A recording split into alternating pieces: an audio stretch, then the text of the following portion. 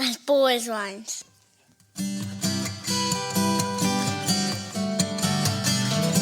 As bold as lions.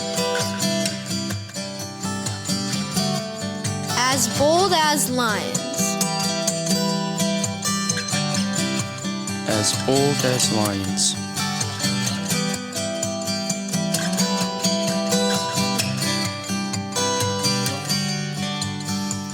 You're listening to the As Bold as Lions podcast.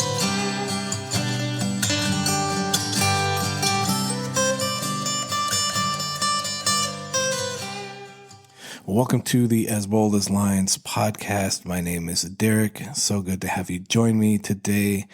The As Bold as Lions ministry is something that is a podcast-based, blog-based devotional type of thing that's all used to just encourage and equip the believer in Christ. You can find a lot more out at my website, derekcharlesjohnson.com.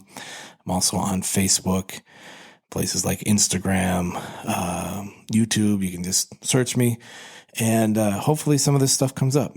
The podcasts in particular are something that are near and dear to my heart. Have been doing blogs for quite a while, and in the last couple of years shifted to kind of pivot more into doing podcasts more frequently and the blogs a little bit less frequently.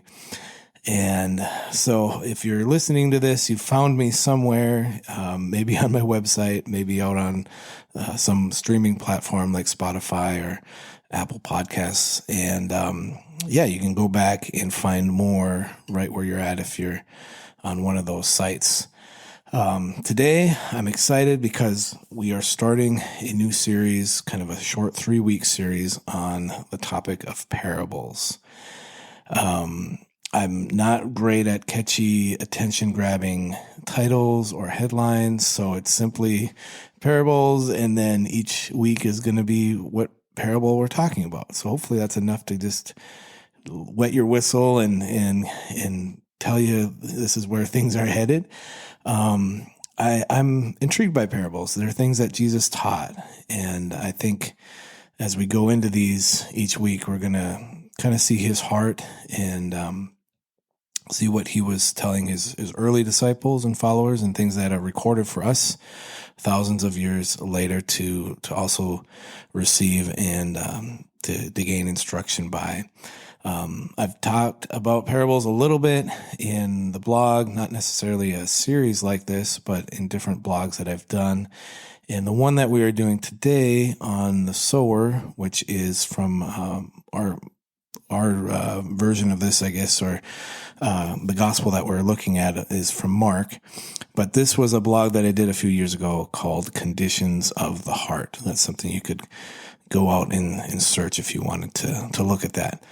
But what's the deal with parables? Why are these important to keep reading and learning from?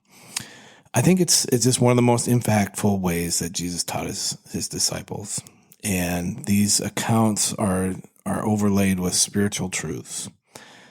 And they're truths that had some deeper meanings once they were dissected. And a lot of the time, Jesus tells a parable to the general crowd, and then I guess kind of behind closed doors or a separate offline kind of a situation, the disciples are coming to him and asking, like, what did that mean when you said all of that? Like today, what's the deal with the sower and and break that down a little bit for us. So Jesus would then expound on this, wanting his true followers to just really get it so that they could then understand this teaching. And I think it was just a way of drawing them in closer so that they were, their eyes were open to who Jesus is.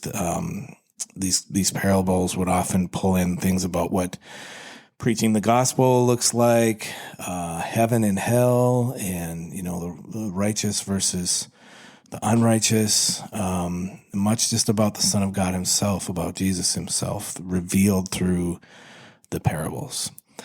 So the parable of the sower, which we're looking at today, is an account in Mark 4, verses 1 through 20. a fairly well-known parable as we begin this series, and remarkable because it talks about sharing the gospel and then the response that is seen among those that hear. And I think this is preparation for Jesus's disciples. It's also for us. But for them specifically, they would see many times when Jesus is alive a spectrum of responses and kind of how the words of Jesus would hit people and what they would then do with that. Did a series on this podcast way back kind of towards the beginning of just encounters. And we looked at about 8 different people or situations where Jesus encounters someone and presents something to them. And then what does that person do in response? How do they walk away? How are they changed by that? How are they perhaps maybe not moved to do what we think or would have thought they would have done?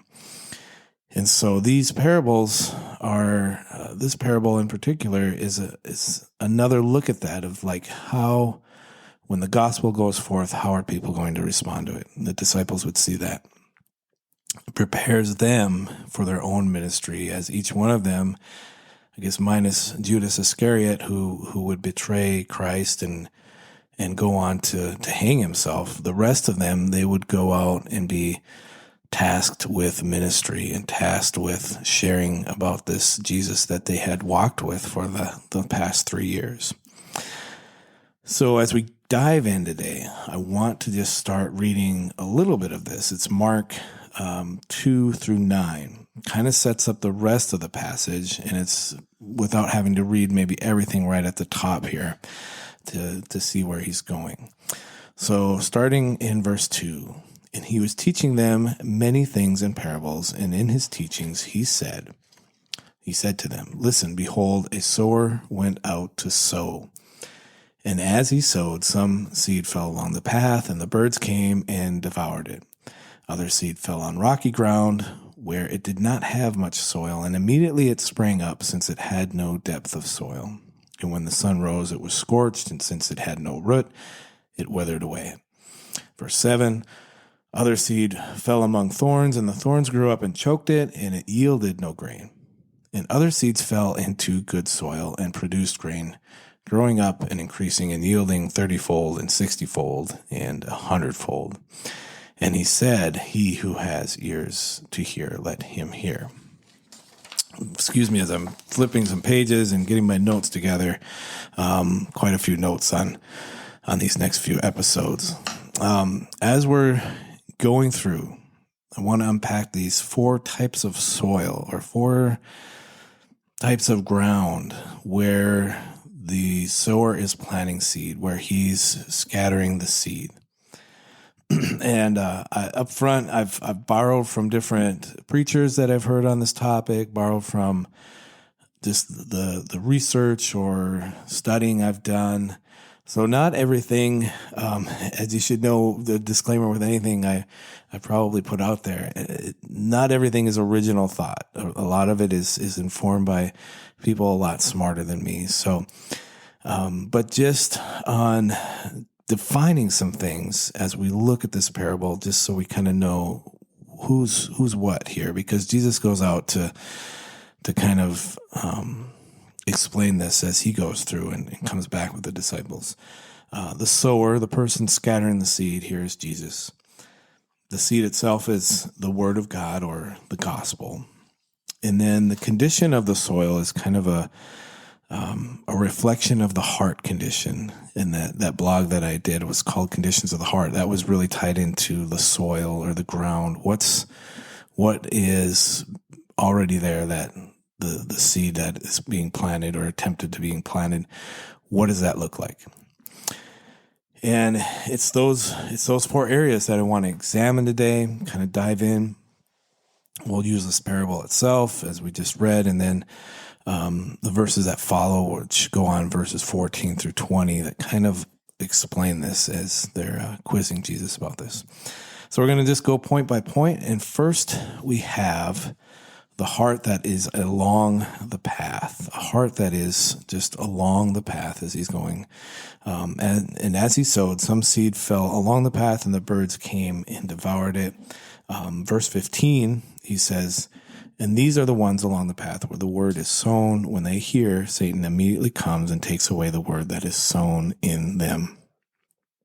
So we have kind of an interesting place to begin. Nowhere here does it mention the seed actually taking root or being allowed to grow. I think about when I'm trying to get my lawn to spruce up a little bit and maybe putting out some grass seed, and I'm out there, maybe I have one of these devices that scatters it. You guys know what I'm talking about, but I can't think of what it's called right now. You have that thing, or you're just picking it up with your bare hands and just kind of scattering it and trying to get a pattern where you're filling in some bare ground. But if that's going, out onto my driveway, or if it's going out onto the road or the sidewalk or wherever, that's really got no chance to get into anything where it's going to come up. And so that's kind of what I think of when I'm pulling this into my modern day point of view. Probably back in their time, you've got this field and there's some paths along. Maybe it's just dirt that's just been really packed down and it's like its own little, road that goes around a field, or maybe there's some rocks there or something. I'm not sure, but it's somewhere where there's really no chance for the seed to get in and go any deeper than just right on the surface. So the point I think that is important is that the seed's been scattered. There's a message that has at least gone out, which is the word itself being put out there before someone, but it's not been understood. This person is not in a position to really do anything with the word because they don't understand it. There's some barrier for it to grow at all. And from there, really nothing has happened. And it seems in falling along a path, the heavy traffic, the feet going over that, think of vehicles, whatever. There's just too much that will allow this seed to get into any sort of good soil. And a well-worn path has no place for a seed to grow. It's either going to get trampled, or in this case, the birds are going to come and snatch it up. Talks about the birds coming and devouring it, and Jesus said that's Satan. That's Satan coming in and grabbing that seed away from that person. And perhaps someone like this. As we go through kind of each of these four conditions, you can think of someone who comes to mind like this. And it's frustrating because they've heard the gospel. It's gone. Like you've maybe invited them to church. You've presented some aspect of your testimony. You've done something, and there's just been no response on their end. There's been really no interchange any further about it. It's a frustrating place to be in with someone that you care about or that you want to point to Christ. Instead, they've got this situation where they've allowed themselves to be deceived. And he's a master at distracting. He's a master of, don't look here, look over here kind of a thing. And he's taken the seed away and he's just removed it. No chance that that's going to go any further because the birds come and they're going to eat it and take it. And I think in this scenario, the best we can do, I'm not saying the best like this is, a hopeless situation, but the thing that we can do is to pray and ask the Lord to remove areas of blindness that would keep the seed from further rooting in and being able to grow. So takeaway, and I kind of have a takeaway for each one of these individuals, is that we must pray for those in this scenario to move beyond just hearing. What moves them to take the next step beyond just hearing something and not going any further with it? Are there some distractions, that there's some other influences in their lives that's really just crowd out the fact that there's this voice speaking about Christ to them? Is it just their hardness of heart, the sin in their own hearts that have just blinded them, and really they're in a place of not wanting to understand or know more? Those are kind of a case-by-case thing where we can think of these people. We can maybe pray into that as we're led by the Spirit to say, God, work on this person, that this is a coworker, this is a family member, this is whatever, and into this situation, I'm seeing where there's just the seed is going forth, but there's nothing there there's no ground that's ready to receive it and do anything with it. So that's our first scenario here. That's our first part of this parable. Jesus then goes on to talk about a heart that is on rocky ground or rocky soil. So verses 5 and 6, and then verses 16 and 17 here where he explains it. So he says, other seed fell on rocky ground where it did not have much soil, and immediately it sprang up, since it had no depth of soil. And when the sun rose, it was scorched, and since it had no root, it withered away. And then he explains, these are the ones sown on rocky ground, the ones who, when they hear the word, immediately receive it with joy. And they have no root in themselves, but endure for a while. Then, when tribulation or persecution arises on account of the word, immediately they fall away. So this is a little different from our first kind of category or audience, however you want to put that, because the soil gives this person an opportunity for the seed to grow. There's something that exists in this ground or this dirt, whatever, that it's rocky, but there's something that allows it to still kind of to come up. And the problem though is the fact that there's rocks in the soil, and I'm not sure if it's the ground itself is just very, you think of a good dirt, which is really free of a lot of rocks and competing things. And then you think of dirt that has a lot of just debris and rocks and sediment and things in it that make it not as easy to grow in. And then perhaps the on the top of the ground itself, there's a lot of rocks. So there's just difficult to really root down and grow up. And just thinking of that as we're going through this category, just thinking about what that may look like, knowing that there's some initial growth that does take place. Sometimes you see, and maybe I've got some rocks outside in my yard that are kind of decorative, and there's a lot of them, but sometimes you'll just still see like a little blade of grass that might poke up and come out. But it doesn't necessarily keep growing and go much higher because there's just not a lot there to work with and to grow out. So I'm thinking of something kind of like that as I'm thinking of this scenario, this soil type. And there's nothing to really root down and go deeper below the surface. And again, you can probably think of somebody who has this kind of, almost kind of like a shallow type of faith or a shallow reception of the gospel. There's something that's kind of wanting to happen there, and there's some evidences of growth. But then there's something that comes along and just kind of takes it away. I think there's truly some joy that they receive it with, as he talks about immediately receiving it with joy, like you're moved to receive the gospel, you're moved to take a step towards Jesus, whatever that looks like.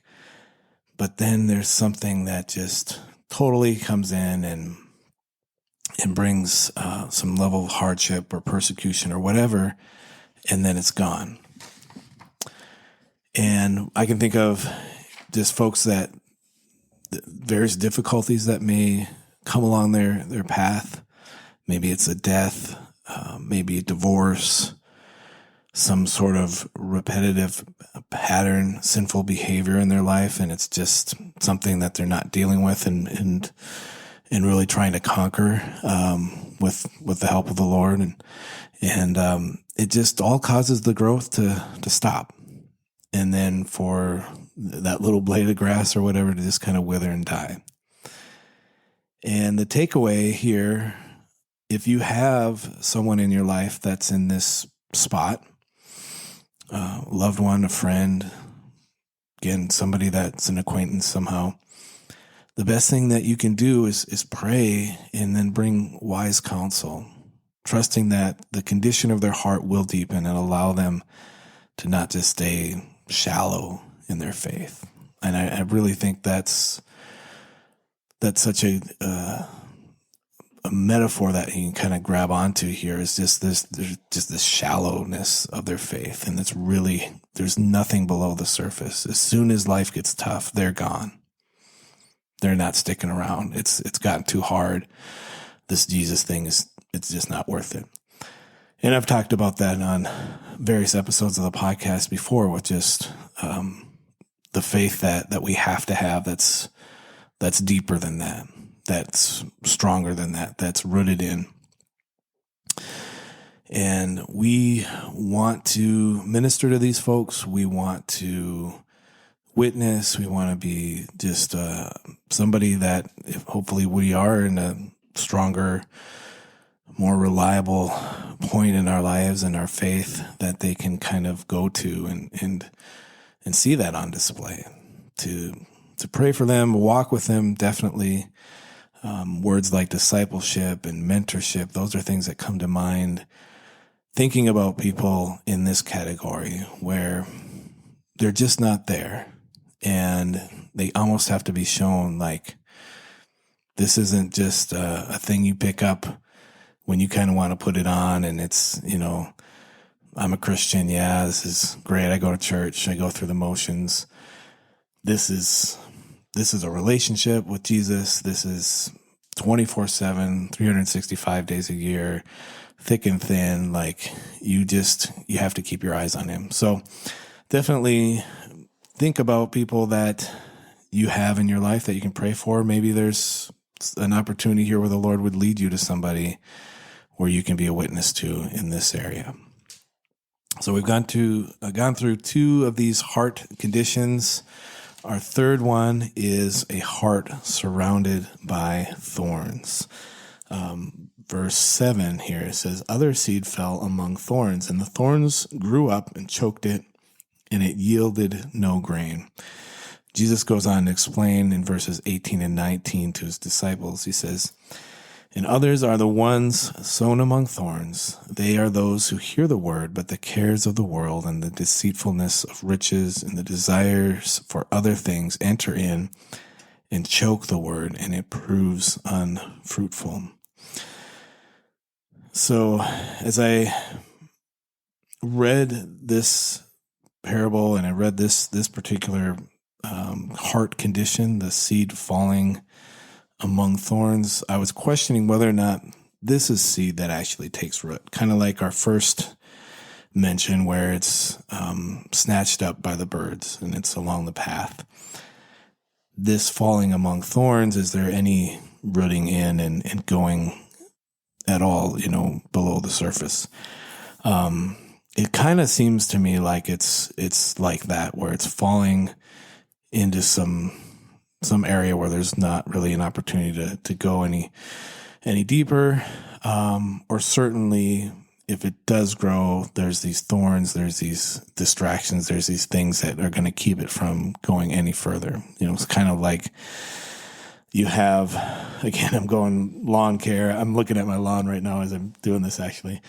And, you've got your good grass coming up, but then you have that kind of weedy, crabgrass. You've got these pockets of things that are coming up, and every spot that has just that kind of weed presence, that's not good grass. That's not even anything you really want to see reproducing and flourishing. So I'm thinking of like that type of thing where the grass around or in that area isn't really even going to grow up because the weeds, the thorns, the things that are surrounding it aren't going to let anything else go and be fruitful.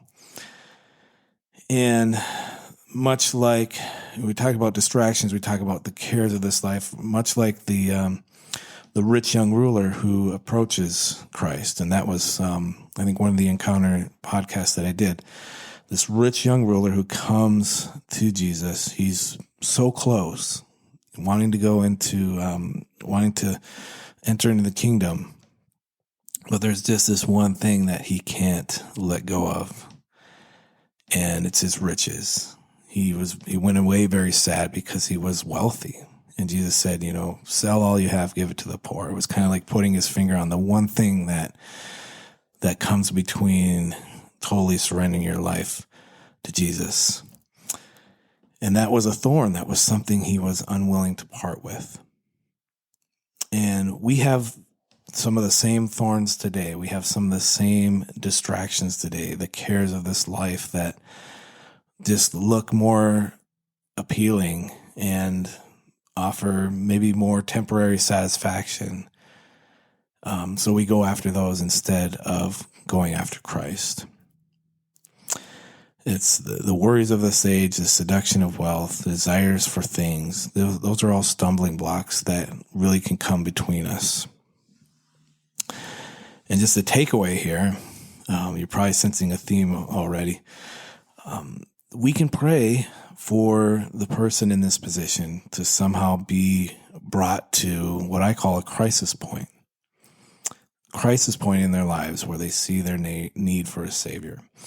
Now, that doesn't mean, God just totally wreck them and take away everything, let them have this Job type experience. I'm not saying that. I'm just saying, bring them to a point where they see their need for you. I think when we have our wealth, when we have our nice things, especially, I can still say this in America because we're still a country that has so much, but we see all those nice things, we can really focus more on that and put our trust in that rather than coming to the Lord and saying, you are all I need. You are my supply. You're my everything.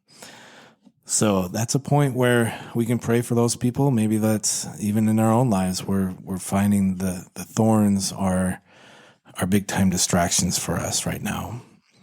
And we want to be able to be in a place where we just see our need once again and we surrender. And just an interesting thing about thorns, really in order for those other things to grow in their place and come up, the thorns have to be removed. That weed, that whatever has to be taken out so that then something that can be fruitful and something that can be beautiful can grow in its place. So to think of that like that uprooting of something bad so that something good can get rooted in has to happen. So this is to ask ourselves, what are the thorns that I have in my life? What are the thorns that are in the lives around me? So finally, we get to the heart, which is in fertile soil, the heart that's in good soil. He says in verse 8, and other seeds fell into good soil and produced grain, growing up and increasing and yielding 30-fold and 60-fold and 100-fold. And Jesus says in verse 20, explaining this, he said, but the ones sown on good ground are those who hear the word, welcome it, and produce a crop 30, 60, and 100 times what was sown. So this last heart condition is truly good ground. And if you're a farmer, this is kind of your dream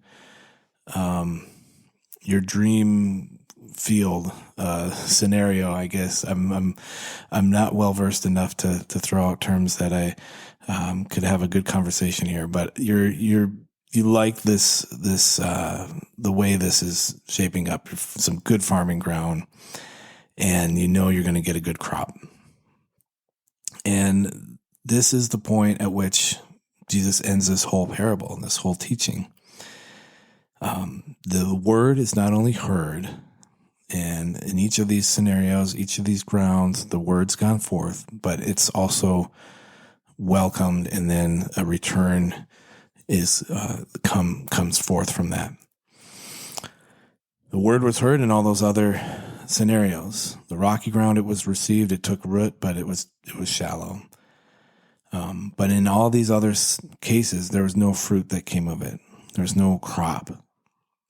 And this good ground, this is where I hope we land as Christians. And if I can be so bold, it's, we really have to hear the truth of the gospel and live as though that is a reality, and then bear fruit.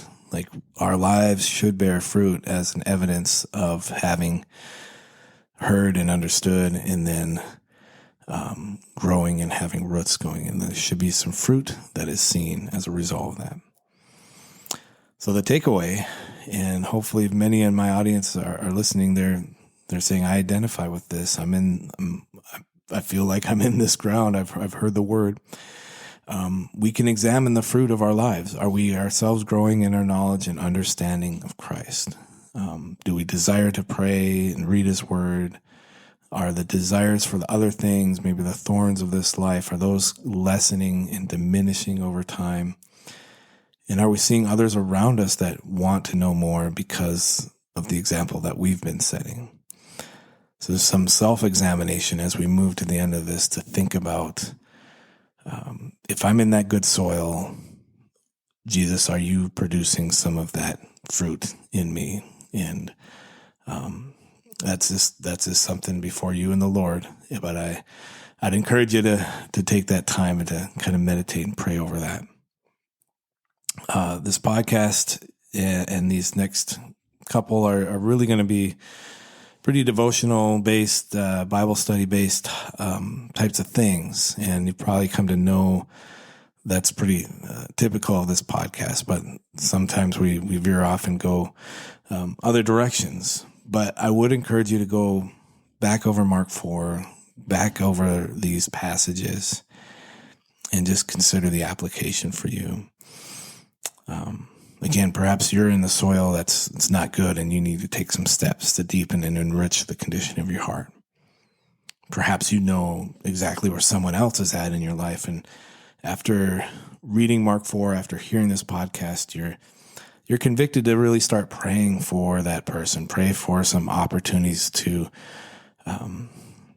talk to them, and to talk to them in love, in a loving sort of way, being spirit-led, because that's where the motivation of your heart is coming from. And just asking God to work in their hearts only the way that he can. Finally, you might be someone hearing about the need to increase the crop, bringing something out of that good soil. And this is really a challenge for probably the majority of my audience here, to just say, what would God have you do with that? You've been praying for a while to understand what it looks like. What's maybe some next steps I need to take in my life that show some of the evidence of fruit, and just want to lead other people to see Jesus. It might be God calling you to start a Bible study. Maybe it's just a couple people getting together and just opening the Word, just diving into a passage. Might be inviting your neighbor to church with you. Might be something crazy like this, where you start a podcast and you share to others what God's showing to you. And I'll put a disclaimer on. It's really not that crazy. It's not that hard. I could tell you what you need to do if you want to ever go down that road. But whatever it is, even just hearing these words right now, the last half hour or so, if you're convicting by something, if there's this kind of nagging feeling in your heart, not nagging in a bad way, but like almost just this, I need to do something with this. I know I need to go further in this area. I would allow God to just lead you through that, to take that step of faith. And I want to pray with you. I want to encourage you in any way that I can. Your heart's in a good place. It's in a good condition. And if God's laying it on your heart, then he knows that this is what he wants you to do, and he believes that he can trust you with this, and that he will supply the need that you have. And he'll be faithful to bring the increase, bring that harvest. Guys, it's a joy to put these podcasts together. My hope and prayer is that you are encouraged as you receive them. I pray that God will use his word as a means to show himself to you, and for your understanding and for your love of him to grow. I'm in need of that in my own life, and I pray that for you as well. I'm going to pick up next time with another parable, but we are closing for now with our theme verse, Ephesians 5:15 through 17. Be very careful then how you live, not as unwise, but as wise, making the most of every opportunity, because the days are evil. Therefore, do not be foolish, but understand what the Lord's will is. Take care. God bless you guys. Hey guys, this is Derek Charles Johnson. You have been listening to the As Bold as Lions podcast. I am a blogger, a songwriter, an artist. And if you've been encouraged by this podcast, please go ahead and subscribe and share, and head over to derekcharlesjohnson.com for more encouraging content. God bless.